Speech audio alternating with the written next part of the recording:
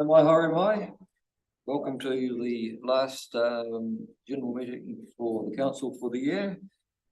Everybody's in the festive spirit. I'm a bit worried that some of Santa and his elves, the reindeer, look like they might need a bit of Botox, but apart from that, we're all good. I don't think we've got any apologies this morning. We've got Councillor Evans online. We'll move to item 3, declarations of interest. I'm made aware of any this morning. Public forums, petitions and deputations. What they was talking about? Public forum, but that's not eventuated. Okay, all good. Right, we'll move to the confirmation of the minutes. Previous meeting of the 8th of November. Are there any alterations or additions? I'll move. If not, it's moved. Seconded by Lyndall. All in favour say aye. Aye.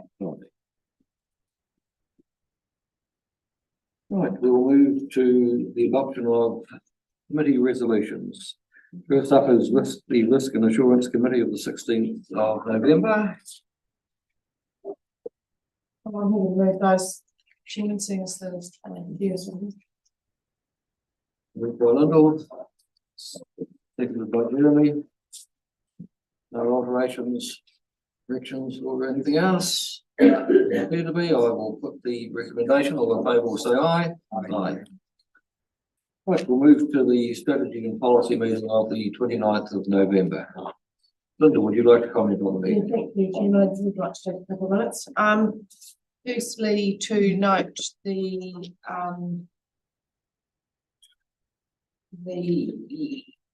actions from the discussion about offsets when we were talking about climate change in the climate change section, and just to remind people that we have an action to come from that discussion. Councillor Dixon around asking for a report to be presented at the next climate change subcommittee, which will include a confirmed plan within 12 months to manage this issue. That was one of those actions from that committee, and there was also, shuffling bits of paper, the draft regional climate change strategy that the TAs should have for inclusion in the consultation. So I look forward to that happening and being obvious in the TAs LTPs. So with that, happy to move that presentation. Thanks. Moved by Lyndall, seconded by Morris. Have you got a question, Alistair? Yeah, this risk pool thing is everybody's been caught in that, have they? Because I hear that Gore District Council have been hit, and did we undertake somewhere back in the deep distant past to underwrite it? By virtue of becoming members of the organisation, we're now incurring liability. So something nobody's particularly happy about, and I see there was something about paying for flats in Napier. Well, I'm not sure it's as specific as that, but the risk pool has accumulated in debt, and we all have required to, and we haven't made any last payment yet, unfortunately. But it's, yeah. Have we got 55 grand to deal with it? With all we take it out of your pension. No further questions or comments on the strategy and policy. It's been moved and seconded. I will put the recommendation. All in favour will say aye. Aye. Right. Just take that off because I'm interfering with my hearing aid. We'll move to the Finance and Performance Committee meeting of the 29th. Thank you, Mr. Chairman. The minutes discussed set out there. Actually, the risk pool discussion was in this meeting rather than the last meeting. But certainly raised a few questions, but it is something that we can't avoid. So it's type organisation. So there's nothing really in that meeting that was Everything was going according to plan, so I'd like to move the adoption of that, Mr. Chairman. Moved by Morris, seconded by Jeremy. Any discussion or questions? Not seeing any, I'll put the recommendation. All in favour will say aye. Aye. Right, we'll move to the Southport Subcommittee meeting of the 7th of December. I'll move. Moved by Eric. Seconded by Jeremy. No questions or discussion? Not seeing any, I will put the motion or the recommendation. All in favour say aye. Aye. Right, moves to item 7, which is the notification of extraordinary items urgent business. I don't think we have any this morning. We'll move to questions. I'm not aware of any this morning. We'll move to chairman and councillors' reports. So I have a written report and things I've been at. Perhaps just a wee bit of an update on the last couple of days. I attended the Tour Retire meeting at Balclutha yesterday. We were very fortunate to have Chris Finlayson down again, who spoke very well. He was well received by iwi and the various mayors and chairs. He probably somewhat fortuitous with the weather in Wellington. We may not have made the plane if it hadn't been slightly late. So it takes a wee while to get down that road with roadworks and trucks, but I actually enjoyed having the time spent in the back seat. He's as we know, he's the voice of calm moderation, and I think the timing for the speech to Tory Retire was excellent. Robert. Just on that point, with hearing Chris Finlayson speak again, did he make any comment on the degradation of the relationship between, say, government and Māori, which is occurring right at the moment? It must be a hot topic, being an ex-National Party MP and seeing the kind of turmoil that's taking place. There have been protests up and down the country. Did he speak to that at all? I think it was of the view that things will settle down. Obviously, the treaty is second saying to the Otago and all the other settlements that they're not going to change. I think he's got a view that the government will settle down and be reasonably pragmatic going forward. But he was really, I think, quite a calming influence for iwi. We were understandably a little bit concerned as to where things are going. But that's kind of all I can say. We haven't got anybody else here that's great.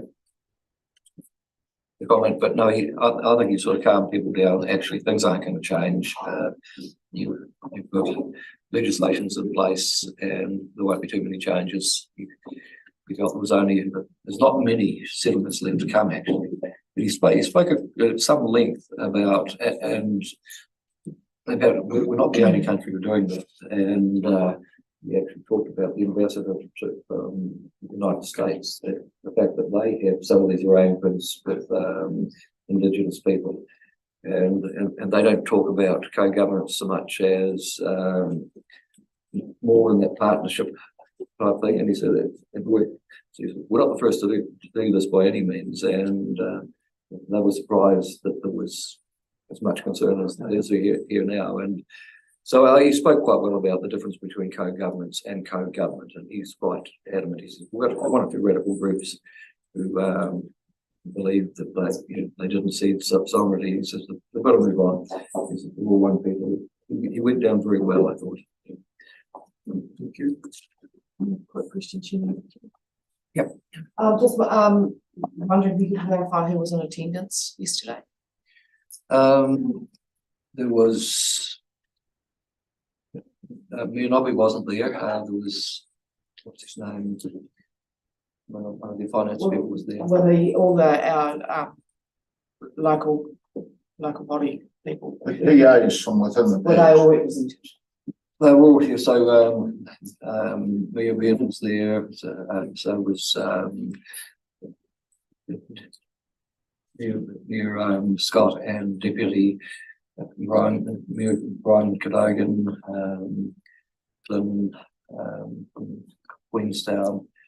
So we were down a few numbers. Everybody had somebody present. Yeah.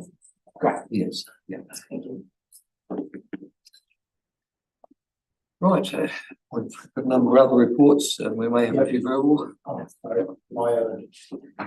Yep, you can go. Well, two councillors report. One was, yesterday, we spent going around the wetlands with, Zane Moss, who was extremely informative of what is going on, and we're out at Waituna.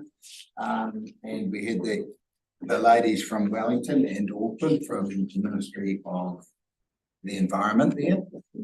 They weren't bringing pocket loads of money. They said they had none, but they were impressed with what was going on, so they should go back with a good flavour in their mouth, although it was cold. We also stopped off with Kane Duncan, and where they're going to build their large wetland down there, design, and that's due to start later this summer. And then we went out to Waianawa and saw a wetland out there with Zane. And Zane's very good. He can tell you how it all works. It is our intention going forward before Christmas that we end up at Sir Eric Roy's place to have a look at Stop the Flow. And also, if I can organise it, to see several wetlands on the way up there. So that'll be happening next week, probably about middle of the week. But I will let you know just exactly what's happening. You'll be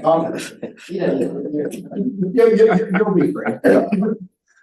The last night we also went to a meeting at the Ardlasser community group where they got major concerns with gravel build up in the rivers. And probably all they were looking for was a process going forward. There was a little bit of upsetness at that meeting, but I think we got through. I checked out with the people this morning and they were okay with the meeting. But we've also in that put down that Nicole's going to come back to us in mid-February with a report on all the stakeholders coming in. Well, just a correction, that was more that we're planning on having a stakeholders meeting. Yeah. And they wanted timelines. Yeah. Thanks, Alistair. Neville. So I'm just reporting, Chairman, that I attended an AF8 meeting in Christchurch on the 1st of December. Just pointing out to councillors, that's really a unique organisation. That's all the emergency management teams from every council in the South Island have got together and organised themselves to deal with the effects of a major earthquake across the South Island.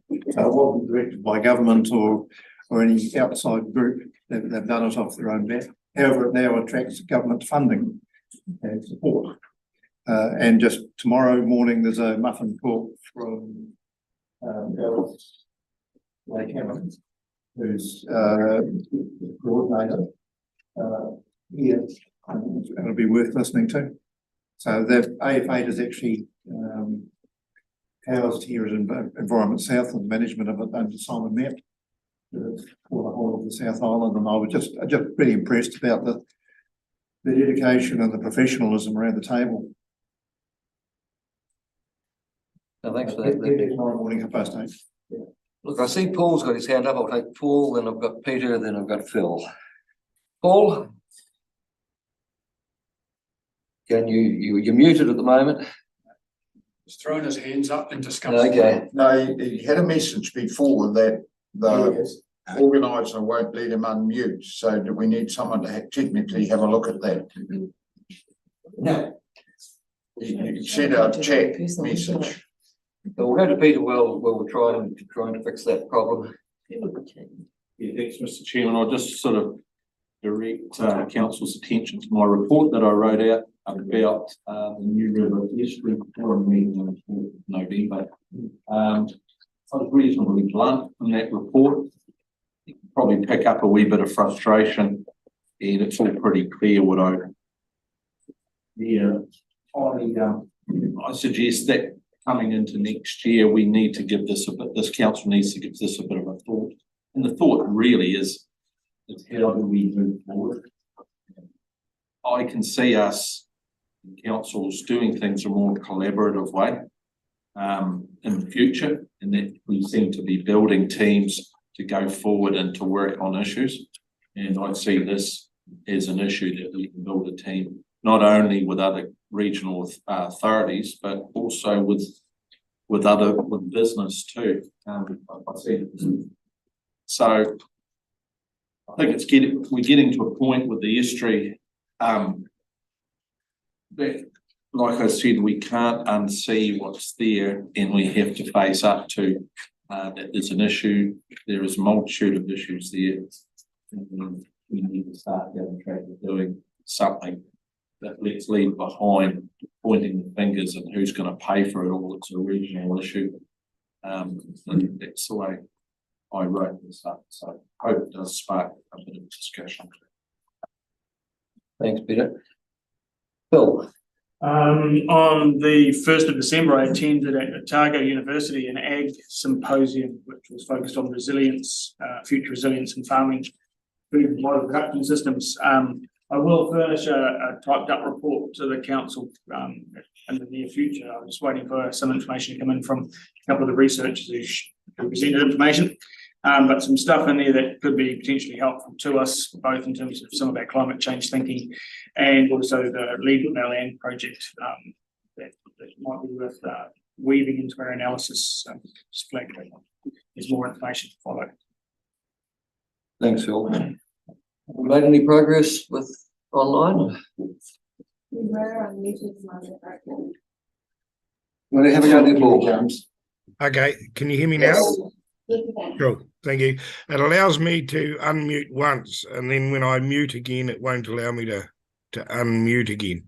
I'd like to report that I attended the Whale Working Party meeting on the 1st of December, along with Morris. There was a good turnout, I felt. A bit of concern regarding information asked from Environment Southland coming in quite late for the meeting.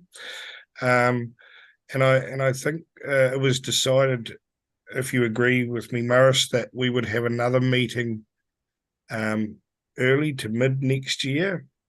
And I am planning on, I did plan on meeting with Roger Hodgson from the Whale Habitat Trust yesterday, but unfortunately wasn't able to make it. So I will reattempt that at early next year. And I've also wouldn't mind a bit of a debrief with the Guardians of the Lakes, and that will happen in the new year as well. So that's all. Thank you. Thanks, Paul.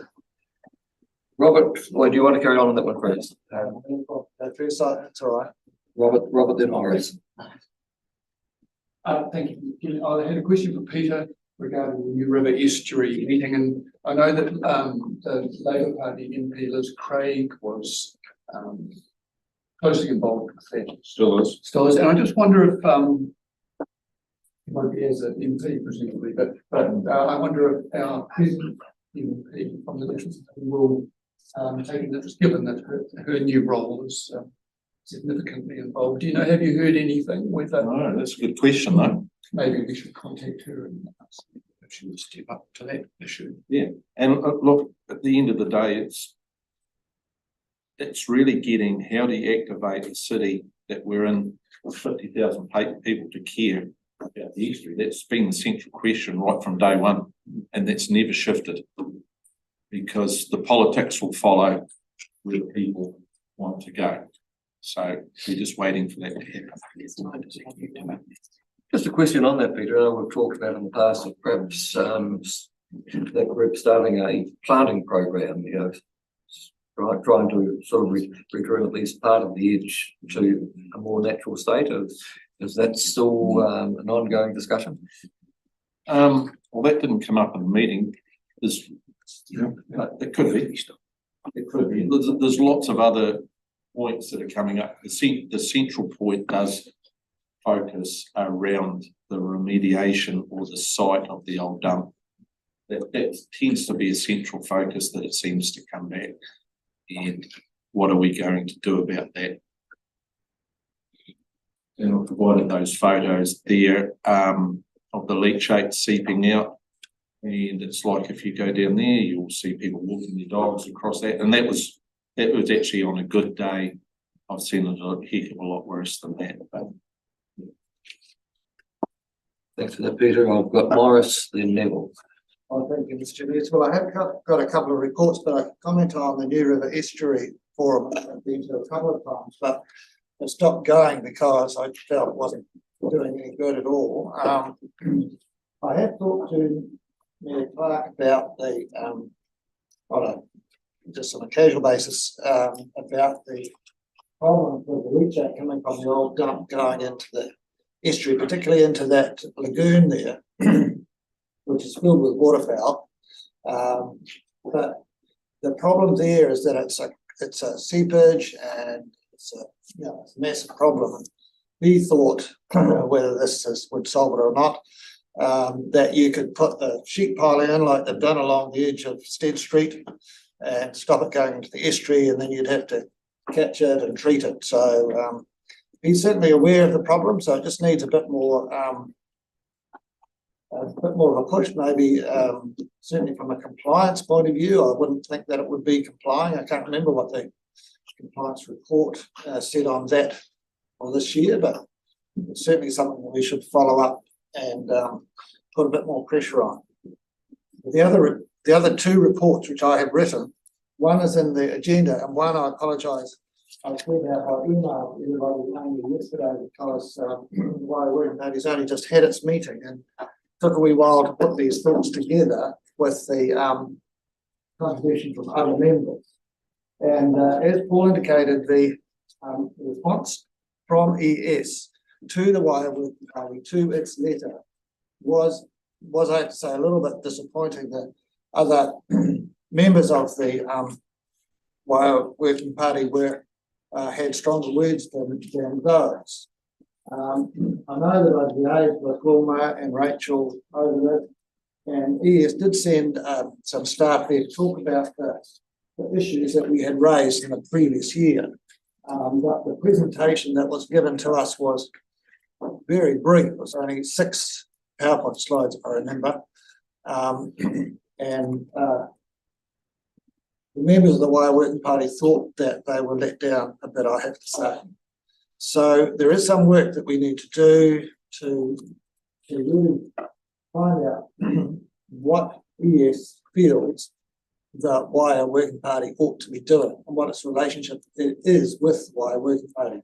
I've set out in that report what the legal opinion said on Philip Moore about the role of the Waihao Working Party. That came up as a request from the Waihao Working Party a few years ago, just to try and clarify that matter. So it's clear that the Waihao Working Party does have a role to report to the council, and make recommendations on the effects of the hydropower station on the Waiau River, in particular the Lower Waiau River and the lagoon.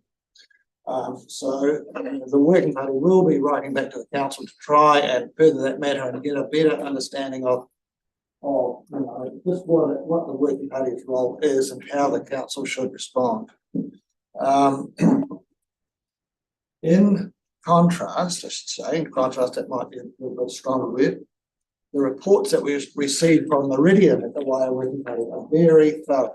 I've mentioned that in this report. The work that Meridian's been doing on the Lower Waiau over the last 20 years, since 1996, on the managed excessive ferry fighting in the Lower Waiau has been, in my opinion, pretty good. So I have to admit a bit of a conflict of interest here because I presented a poster on this topic to the American Fisheries Society Conference in Seattle in 2011.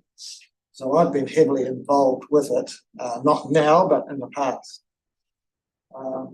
So the reports from Meridian are very thorough, very high quality science is done there. There is some disgruntlement with some members of the Waiau Working Party about some of the aspects of that, particularly what's happening in the Waiau Lagoon, Waiau Arm, the area from the Lake Manapuri down to the Mararoa Weir. The water flow is very slow in there. That's quality canvas by so we wanted to work to improve that. The other issue is the Waiau Lagoon. I thought I should mention the Waiau Lagoon.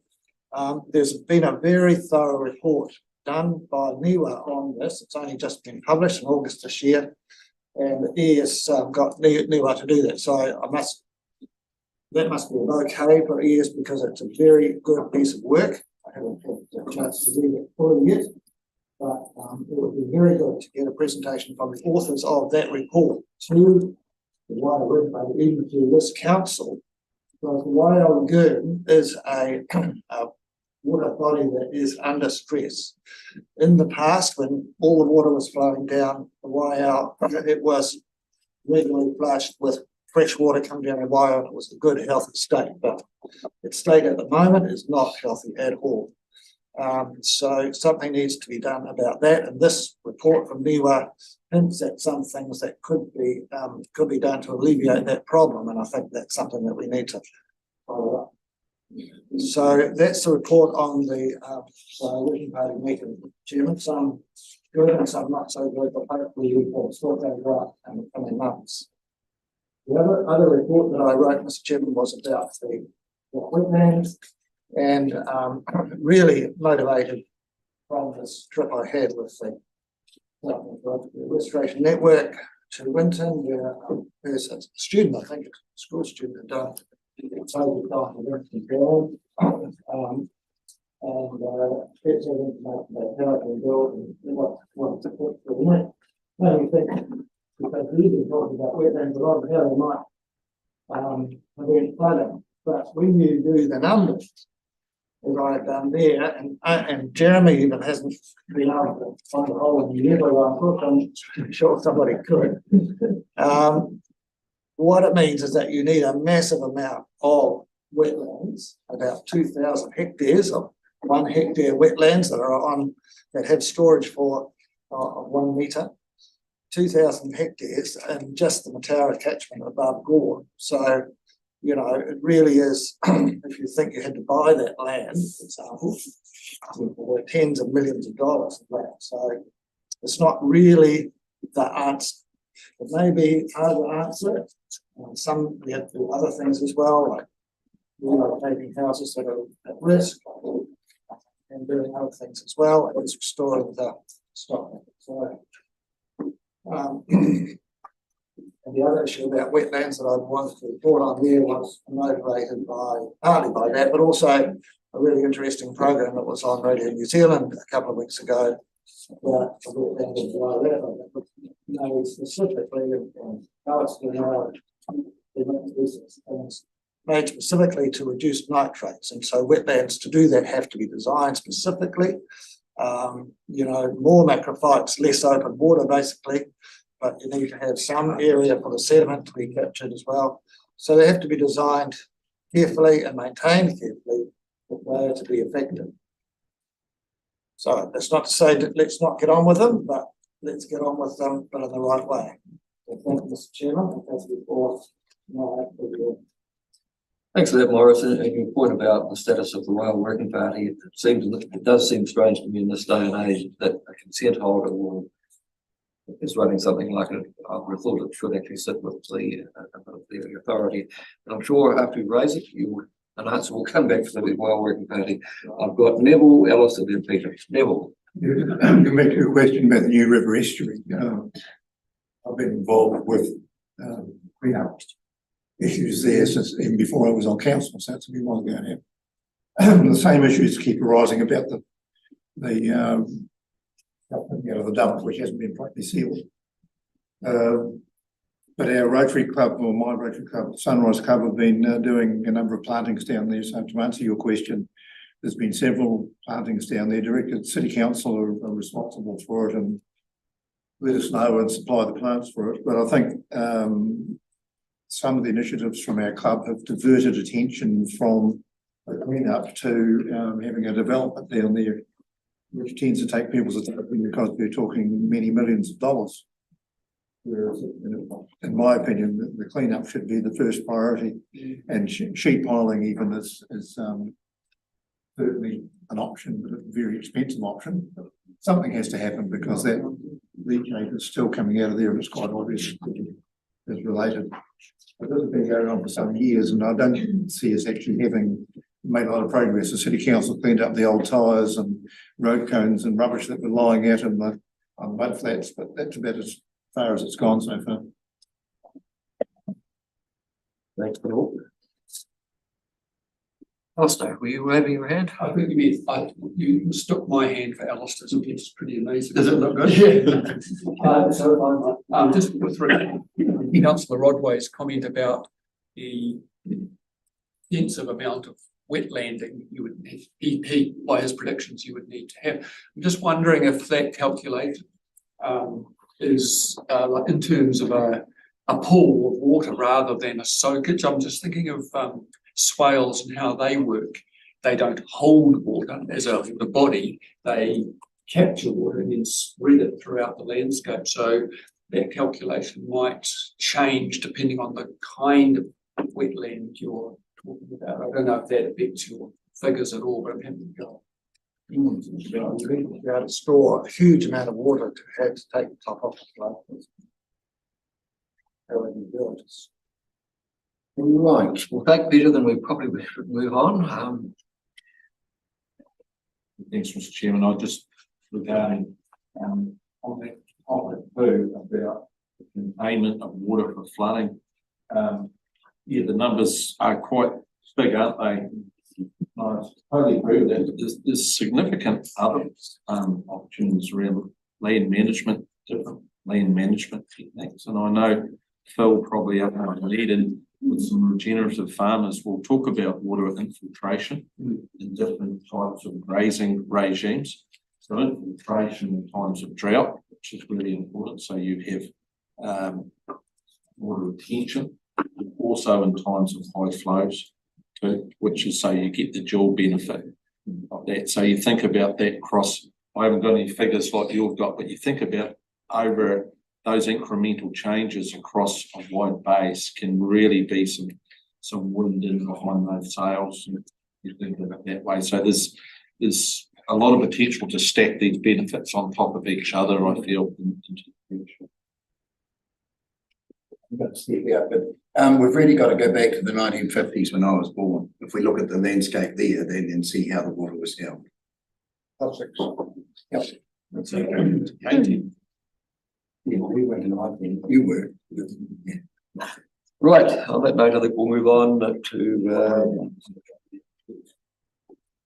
item 10 reports, and first up is the Chief Executive's report. Will, would you like to comment on your comprehensive report? Sure, thank you, Chair. The report since the last meeting covers quite a range of work that's been ongoing in this region for some time, particularly in relation to our catchment operations, but also in relation to the broader work of that group in biosecurity and biodiversity, noting a couple of matters in here that might be news since the last report, that we are actually just checking that we are not caught up in this rather terrible incursion of freshwater gold clams that has happened in the Waikato. And I was pleased to see that checking for that in our region has happened. The extensive range of climate resilience work is covered in this report. There's also an update on the various science projects that are underway currently and the status of our regional planning work, which is waiting for some input from the, or output actually from the Environment Court onto matters that will help us to land finally the water and land plan in its finality. And our previous indications have been that they tend to come to us very close to the very last day of work, just ahead of Christmas. So let's see if the court can get them to us in the next week. So I will take any questions. There's a lot in here. and happy to see where your areas of interest and clarification might be. Bill, then Eric. Yeah, thank you. Well, I just curious about one of the points you spoke to on page 26 under catchment integration, and it speaks about providing support to farmers who are looking into the Farm Assurance Program Plus. And I guess I was just curious as to what level of support farmers were seeking, and noting that that's an industry-led initiative. How we consider managing our support to that Sure. in an efficient manner moving forward. Because I can imagine if, industry, the other ones are benefiting from it, but what onus is it putting on us in terms of information, support, or otherwise that we're sharing with them? Sure. Thanks, Paul and Fiona, who speak to the table to answer the question. Through you, Mr. Chairman. Thanks for the question, Councillor Morrison. So, as part of it, firstly, the first thing is for councillors to know that Silver Fern Farms is promoting quite strongly the New Zealand Farm Assurance Program Plus. So that's run by the trust. It is the Farm Assurance Program, and if farmers do, there's been an alignment exercise now such that in the Silver Ferns, in the sheep and beef sector, if farmers actually have a Farm Assurance Program Plus that's audited in place, it will meet the requirements of the Fish Water Farm Plan regulations. We haven't done a check, obviously, on that program in terms of our Appendix N work. So part of that program is that farmers need to do some work around monitoring on their farm. So they need to understand, as part of their farming program, what the state of water quality is, the ecological health of the streams and so forth on their properties. And so to do that, they need to use things like the Clarity Tube. They use our community testing resources such as rapid habitat assessment, and also the SMAC kit that came out from NIWA some time ago. So our team has been to date on, I would say, an ad hoc basis, supporting farmers who are phoning us and wanting information on how they, or some assistance with how they can do that testing. As you said, it has been ad hoc to date. What we're doing right now is putting together a more comprehensive program that covers two things. Firstly, that it broadly addresses support to both individual farmers, catchment groups. It will see us actually having equipment to hire and making it available and making actually resources available so farmers can do this themselves. We need farmers to, like, in my view, Chairman, we need farmers to be able to actually understand the health of their waterways so they can best understand how to create a farm plan that makes sense for that area. So we're putting together a program of work, and actually, interestingly, it does build on work we've done before through both education and land sustainability, and people may or may not be aware of the stream walk program we ran with the ACE program in Akarima. So that was working with farmers and the ACE people to actually get out on farm and actually understand the nature of the health of their waterways. So the intention is at this stage it is ad hoc, but we realise that actually we need to be able to do this in a more sensible way. We need to look at who we can partner with in the community to actually co-deliver this. But the key thing is the principle of actually farmers understanding the health of their waterways is really, really important. It's actually fundamental to some of the broader questions for the council in terms of the environmental challenges we face. Apologies, I hope that's answered your question. Look, well, I was actually really excited to read that link and look at the entities that are backing it. And my personal view is we know that farm plans are a fantastic tool, but my concerns have been rising for some time that if they're an expensive regulatory tool that are protected by consultants, we lose the benefit. If we can get those industry good groups, and particularly the processes involved, and there's a financial incentive for environmental excellence, will go a long way, and they can support their members. So I'd say we'll watch where this goes. I know we're waiting to see what changes are going to come out of government in the next few weeks. But at the end of the day, we know this is a really great tool, and to get that sort of group behind something like that, I think is well worth following. So let's follow that with interest. We've got Eric, then John, you were indicating. Yeah, thank you, Chair. I hope my interest was aroused with your comments on the freshwater gold claim. So I'm presuming this is a biosecurity incursion.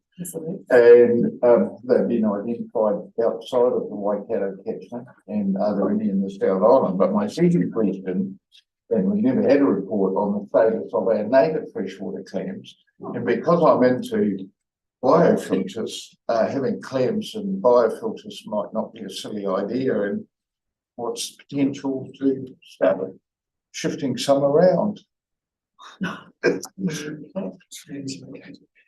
so as far as I'm aware, there's been no evidence of these clams outside the Waikato River. It's just that the incursion of Waikato is so serious and had so, well, we don't know how long it has been going, but when it was discovered, they were so prevalent that there was real concern that they may have actually been present somewhere else in the environment in New Zealand. So we're just looking, which I think is a very wise thing to do, given that, you know, we've only discovered, and this has happened in other areas of bio as well. It's when things have actually taken hold that we finally notice it. So I think this is a good initiative, but I don't want people to be alarmed that we believe they're here. It's just purely precautionary. I can ask, Chair, you need some more information on native clams, I can go away and come back. Well, I'd like to know what the status of them is. I know you occasionally find them, they're in Chiano and they're in the Mossburn Creek and a few other places, but are they at risk and should we be doing something about them? And they do have potential for us. Mr. Chairman, I'm aware that there's work going on in the Waikawa that's emerged through the Waikawa project planning work that we're underway with, so we can feed that back through. Thank you. Oh, John, Neville, and John. Chair, so you were talking about trying to simplify things and have sort of farms and everything. How do we see that meshing with Appendix N?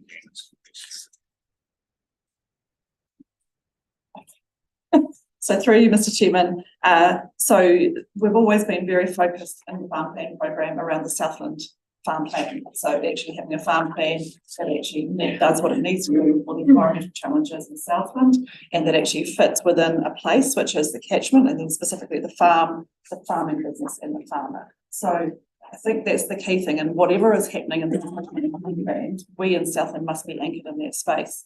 Now, your specific question, Councillor Pemberton, about how does it fit with mesh with Appendix N, we have done a piece of work and it has been delayed around pulling this information together so that the starter pack or the way we're thinking about a Southland farm plan incorporates the needs for Appendix N and for the regulations of freshwater farm plans. So there are things that we can cross over there.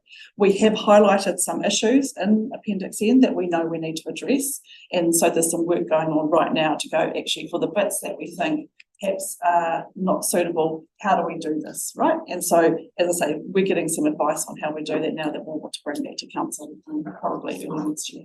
Yeah. Neville. Just under the catchment management, Chairman, page 24, looking at the Wallace-town bank erosion. We allocated $37 above the board. We have a solution. Through you, Chair, Rundle can talk to the solution in Wallace-town. Yeah, thank you for the question. Through the chair, we're proposing to remove all the willows that are congesting on the true left bank and some of the vegetation on the true right bank, which will relieve that pressure on that bank, which has been causing the erosion. So can I just ask, supplementary to that, did we spend all of the 30,000 doing the study, or is that being applied to the willow removal? We didn't spend it. We did it internally with support from the STAG. And just for clarification, and Rundle refers to the STAG, there are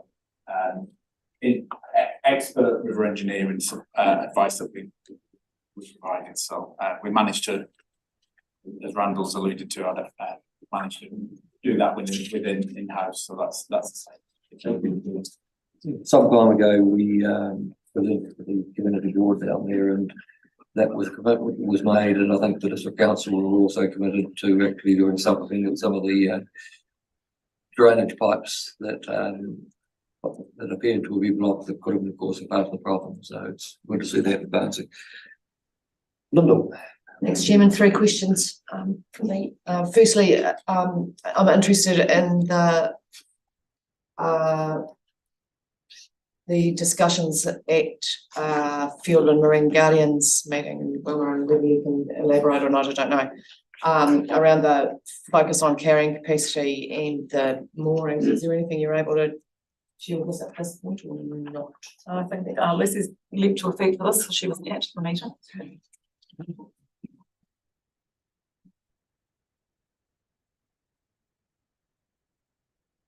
So we went to the Field and Marine Guardians meeting following our coastal workshop with yourselves, and the topic regarding the carrying capacity was the first of what will be a number of conversations both with yourselves and with the Guardians around how do we create a framework for managing ongoing carrying capacity is a concept that's hard to articulate and there isn't a clear formula to follow. So we were talking to the Field and Marine Guardians to get some suggestions from them about how they would see it working practically how that was the bulk of the conversation. We also talked to them about mooring, their concerns about mooring activity. That's the two main topics. Yeah, okay, thanks. Second thing was the transport planning, second paragraph. Just wondering if the changes in focus are going to endanger the Mataura Railway crossing. That maybe Changes on focus. well, it alludes to the changing likely change the focus for transport funding in the next 3 years. So just hoping it's not going to endanger the crossing. It is a priority for Southland's work, so it's going to disappear, be a lot of work, or you're going to disappear, so. Should be still quite safe. Certainly one of the top in the Milky Road, so. Right. I'm taking it that if there's any cutbacks, it won't be to those priority ones. Yes, through to that's my understanding as well. Yeah. And it's more kind of forewarning that there might be national level changes that might alter the way that we do our activity into the future, as opposed to projects that are already prioritized. And my last thing is on page 25 about possible mice. And like Yora, firstly, I'm intrigued by what a possible mouse might be, as opposed to an impossible mouse. But I'm really concerned that that might be a thing actually. So do we have any update on that? Yeah. I didn't as of this morning, unless Paul does, but yes, it was highlight for me also. No further update since what's in the paper, but I will, Ali's out in the field today. I will contact you and if I can provide an update in this case, I'll come back and do that. Yeah, great. Thank you. That's me done. Thank you, Jim. Thanks, Lyndall. We've got Morris, Peter, then myself. Thank you, Mr. Chairman. First of all, a couple of comments that have come up on previous questions. First of all, Eric was asking about native clams. There's the most common native clam is a freshwater mussel called kakahi. And they are very common in lakes and lake outlet streams, like Manapuri, for example, Upper Waiau, Lake Lonawai. Also quite common in the Hokanuis and the Catlins and that Maraku syncline, rocky kind of stream beds, less common in the braided or braided rivers. But there's actually quite a few around. I don't know whether they are considered to be endangered or not. Possibly they are, but certainly they're still quite common in many places. And the other question, and Randall might be able to help me here about the question that Bill was asking about the technical advice that's gone into this kind of work. And I was fortunate to meet John, whose surname I've forgotten, at the Tautau drop-in session, and he is an experienced engineer with a very high level of technical knowledge and a great deal of practical experience. And I know that he's on this group, and I had a long conversation with him at that meeting because there weren't many farmers turned up. I think 2 farmers turned up. We'll talk to them. But I have a great deal of confidence in what Randall is doing with John and others like him there, because he is a very practical person, very knowledgeable, and I think we're in good hands. So apologies, Randall, I've forgotten his surname, but you'll be able to help me there. John Ellis. Right, yeah. So Yeah, so that's really good. The other questions were slightly less important, but I noticed on page 45, the serious issue about pest animals. But the word in the second line there, an increase in ungulated numbers, seems to be not quite right. I guess it just means wild ungulates or wild deer and pigs in particular. Yes. They have a problem in that area. I agree they're actually quite proactive and try and control it. Peter knows a lot about this because it affects them on his farm. But yeah, the numbers are just have organised hunts and it's very expensive. And the other question was about the Fish Passage program. This is on page 26. There's a number of barriers that have been identified and will be remediated early next year. I'd like to know, I have asked this question before, but whether or not we're actually doing surveys to find out whether the apparent barriers are actual barriers. So seeing what fish live downstream of them and what fish live above them, and after you put the barrier remediation in, whether that makes a difference. For you, Chair, I think we've committed to providing you with a Fish Passage update in the first regional services committee of the new year. So we'll take the time to explore that question, because I know that we do monitoring, but being able to come back and say, well, are they affected? What do we do? That will be the services update. Just acknowledging, yes, the work that John Ellis and the technical advisory group do is excellent. They're New Zealand river experts, which helps us that if we're doing any future planning, we know that we've got the best team that can actually advise on New Zealand conditions. So that's a real benefit to the creation of that group. And they are, I want to be very kind, they're very experienced, all three. Matthew's the youngest, who does the hydrological modelling, John, and randomly Matt have to help me with the third member. Gary Williams. Gary Williams, yeah. Yeah. And you run with the first question? No, I think that was all. That was it. Yeah. So yeah, we will provide you a Fish Passage update at the region service. Yeah. You've got out on the pest animals that there's a new sandstone possum control area underway. Just we've had a few questions and comments in the Tiano area. Do we have any plans for a PCA up there? It's all these biosecurity questions on the day that Ali's out in the office. I don't believe so. I think there's been conversations, but I don't think anything has been formalised around a PCA of that area. We are, though, in the new year, we were intending to do a possum workshop this year, but we had to postpone it because we had an LTP workshop. So in the new year, there will be a possum workshop, and we'll be covering PCAs and sort of our update today on how well we're performing. So yeah, it's been the best. No, thanks for that. Jeremy. Yeah, I've just got a compliance question about go through. Just around the very topical almost. The timelines, and yeah, John might want to answer in regards to have everyone been notified or phoned that can be eligible. I'm just trying to work out when does this happen, and so people can actually phone or not.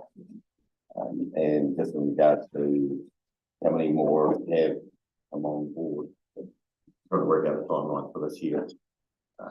Clarify that, please. Through you, Mr. Chair. Everyone who is eligible to participate has already received their phone call and their self-assessment sheets. They're due in next week so that we can select our 15% and go out and do our quality assurance checks early in the new year. And then once that's done, that sort of closes off for the season. We take some time to review the program and then set it up again for next year, where we will be contacting people sort of around September, October again to let them know whether or not they're eligible for the next round.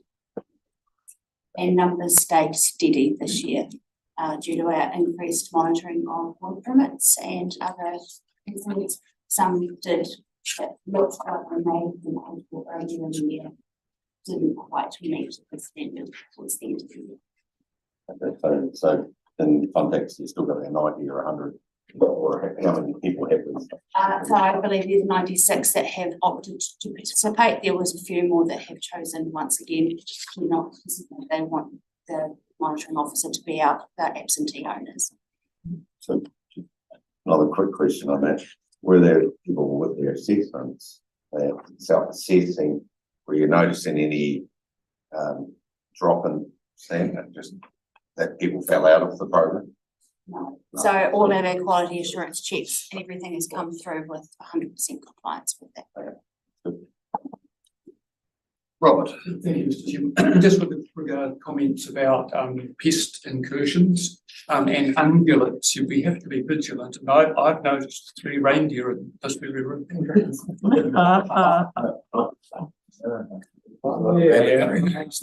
I've already offered to cull this one.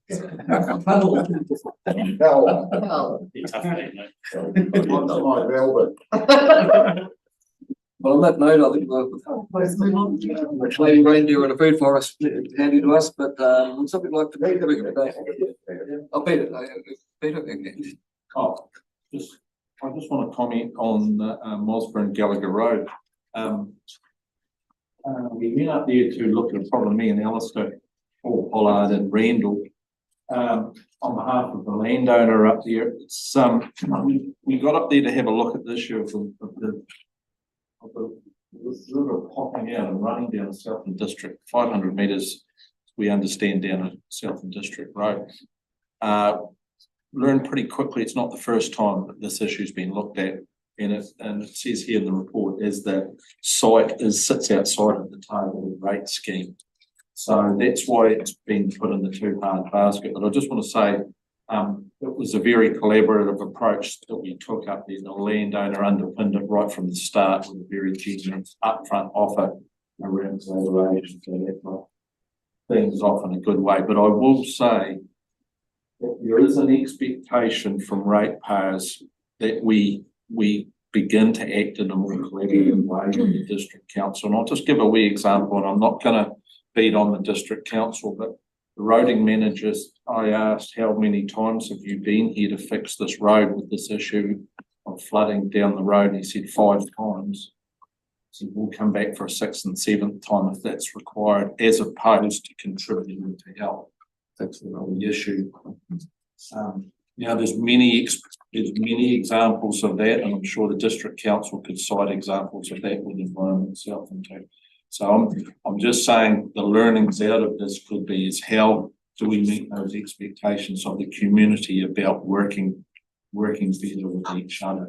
So it was a really good experience, wasn't it, Alistair? And I hear Randall might want to make some comments. Hang on, we've got to make a comment here though, that the consenting costs were agreed and negotiated to be left with Environment South as part of the deal, because the landowner put up a substantial amount of money, somewhere above north of 70,000 to help the thing through. So that was how we got it worked, wasn't it? And last night also at the meeting, we needed to have a collaborative approach with Southern District Council. We've got to work closely. Okay, are we ready to move the recommendation? Has been moved. Moved and seconded. You moved and seconded. All in favour, say aye. Aye. Very fulsome report. Okay, we've got to probably spend another half an hour on that, line hour and everything else, but the 2.2, use of Aparima Ratings District Reserve. Looks like we're in Randall and Paul's hands. I'll be brief and let Randall give you a little bit of background, but I just had paper's read, but we're asking you to, through the reserves policy, to consider the use of reserves specific to the Aparima rating reserves of up to $100,000 in order to deal with damage that's been assessed as a result of the September flood in terms of infrastructure and also some unplanned, unbudgeted work around restoring floodway capacity. So I'll just hand over to Randall, just give a little bit of background and then we'll ask for questions. Yep, through the chair, the breach on the Aparima has been repaired. So we've been using the operational budget approved through the targeted rate scheme to fund that work. We're now over budget. So if we don't get additional funding approved, there'll be no more work undertaken in the Aparima catchment this year. Robert, have we go? Yeah, just a quick question, with regard to the re-sowing of, lower profile grasses, prior to which the longer, more rank grasses are cut and mulched. How will that work? How will the lower profile grass beat the big heavy grasses? I can't quite see it. And I was just thinking, are you thinking of spraying? No, it doesn't say it, and that might endanger the integrity of the bank. I'm just wondering. I've been driving over that bridge quite regularly, and there's now no vegetation in that area, so it's been taken out. So obviously, yeah. I'll just pass to Randall. Randall might be able to explain. So through the chair, thank you for the question, councillor. The grass was, the long rank grass, a metre or so high. It's at risk of creating an erosion risk in the bank during flood events. It tears out and it doesn't have a good strong root system.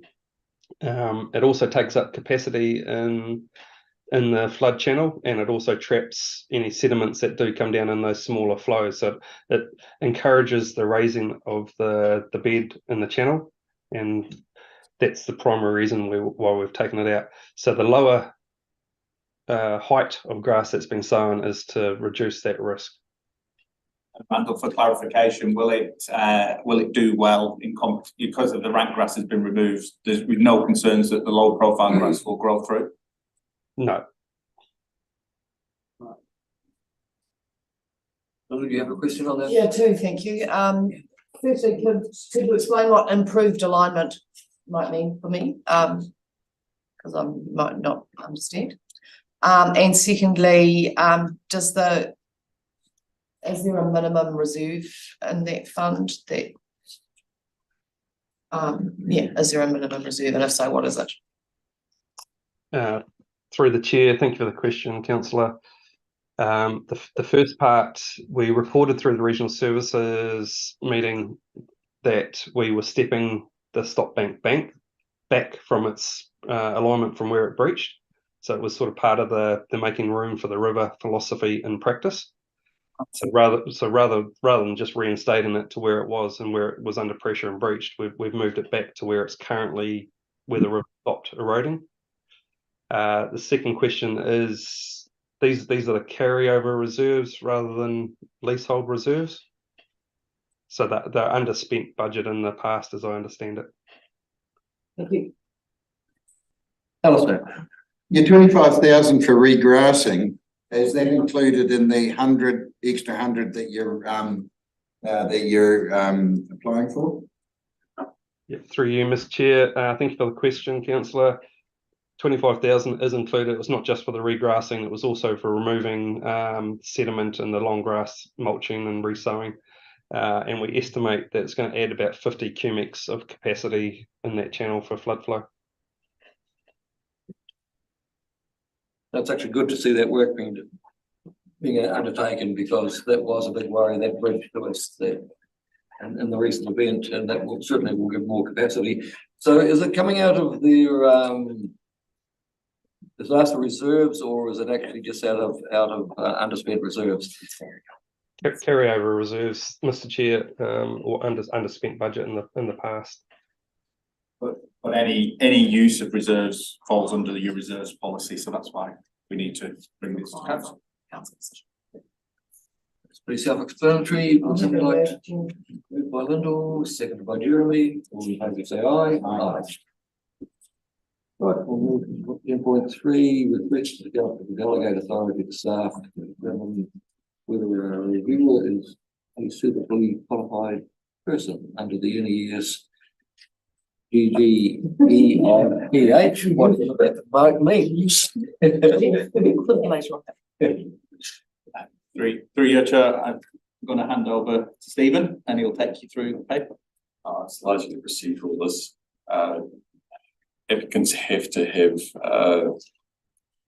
a review done by somebody suitably qualified prior to lodging the application of this. So this is just to give a delegation to the consents manager in order to be able to assign people who are suitably qualified. The proceeds heat emission is a new standard. And so we like to That was specifically about industrial. And it's a little difficult to say who may be affected. The lower end for needing consent of this new standard is about 760 megawatts. 760 kilowatts. Burning about 5 times a coal a week. The ones that need this SQP review are going to be somewhere in the order of 2 gigawatt boiler. To give you an idea, the E plan requires consent at 5 megawatts. So these are people that we don't know about at the current time. Any questions or comments? I'll move. Second, moving seconded. All in favour, say aye. Aye.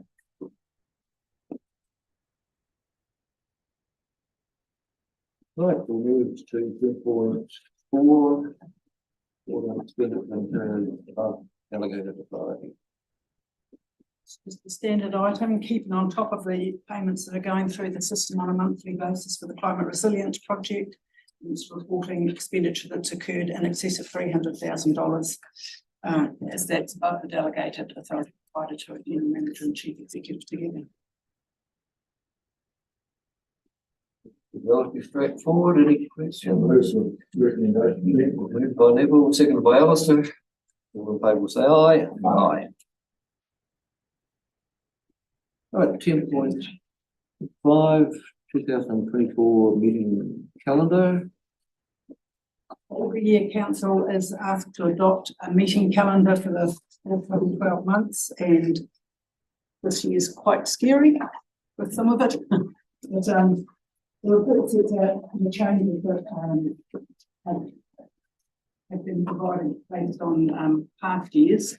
You'll see that we've got quite a bit of time blocked in for the hearing of LTP submissions and deliberating on those. We don't actually know whether all of that time will be required. It's a warning or an indication of what may be required. And at the moment, of course, we don't have the catchment liaison committee meetings booked in there either. They are likely to be held in March this coming year as opposed to February. That's largely the field days, that sort of thing going on, already filling up February. And we do have a regular schedule of workshop meetings, the blue ones are indicated on the calendar. I'm not all committed at the moment, we're only committed out till about the first week in March with workshops, but we're just trying to show that that's the day we'll aim for, there's a workshop required. Things change on a sometimes weekly basis, so it is an indication only. Some of those other gaps are sure to fill in. Okay, pretty straightforward. Any questions? If not, somebody like to move the recommendations? Yep. Put it out for it, but not for me.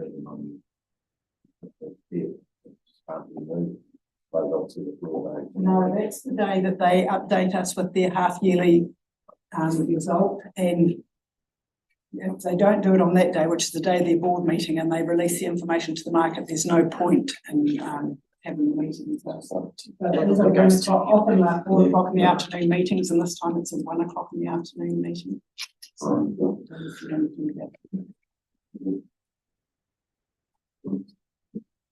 Happy to move and say how good it is to see the workshops scheduled in there.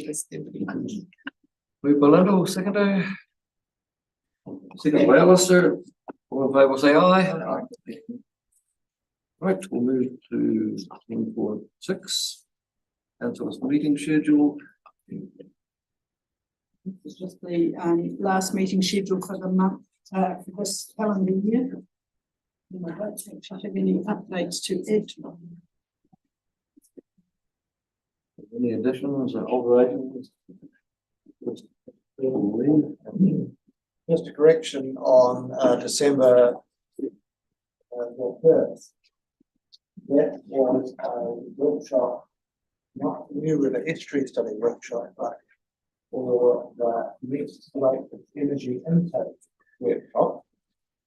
Yes, the study that's going on in the Waia River to determine the flows necessary to maintain a healthy river basically.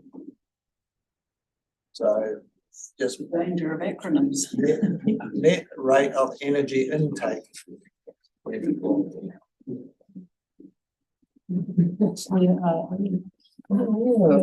I do. That's a very important study. I've been done on all the other rivers so far, and why else the last one? Very expensive for 100 quid. You think that when Martha had this? I know, I was at it, but I was sort of looking for that. Seeing Henson Hall, but that wasn't the right one. Okay. But, the interpretation of it now when you review it is. Right, so, yeah, that's why I was puzzled. No, that was actually very interesting.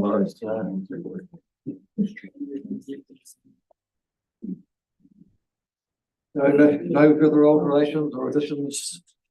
What you're seeing there at the moment. Oh, that chair from Chairman.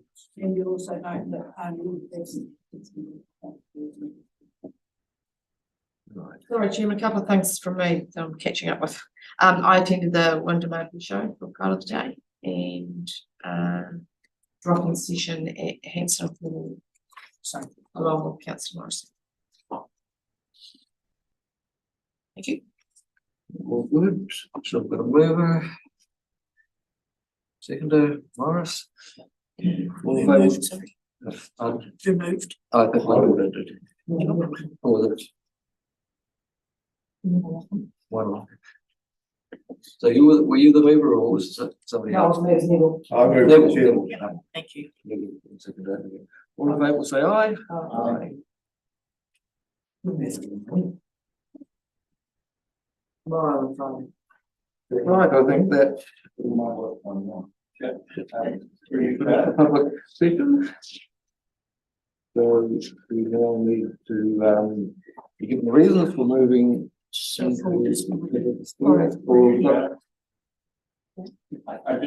wondered, I did undertake to get an update on the moat incursion for councillor. Oh, yes. Elliot, messaged me. The work's still inconclusive. So Doc and the ES team are working on a plan to confirm in the new year, so it's ongoing work. Welcome back, emails.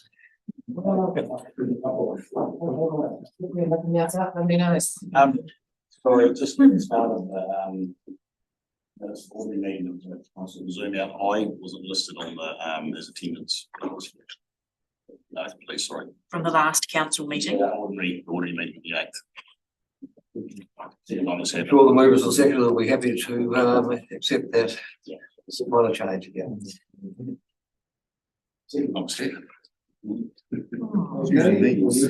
Well, public excluded business, and we will have the reasons for going into public excluded.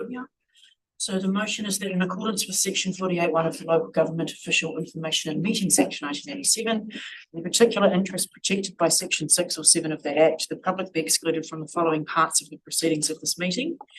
Confirmation of the public excluded minutes from the 8th of November council meeting. Adoption of the public excluded committee resolutions from the Risk and Assurance meeting from 4 October, and adoption of the public excluded committee resolutions from the Regional Services Committee meeting from the 18th of October, and these are all under section 7.2J. And then item 12.1, the Southport New Zealand Directors Fee Pool Allocation Matter, which is under section 7.2H. We heard the reasons. Would somebody like to move? We move into public excluded. Moved by John, seconded by Peter. All in favour will say aye. Aye.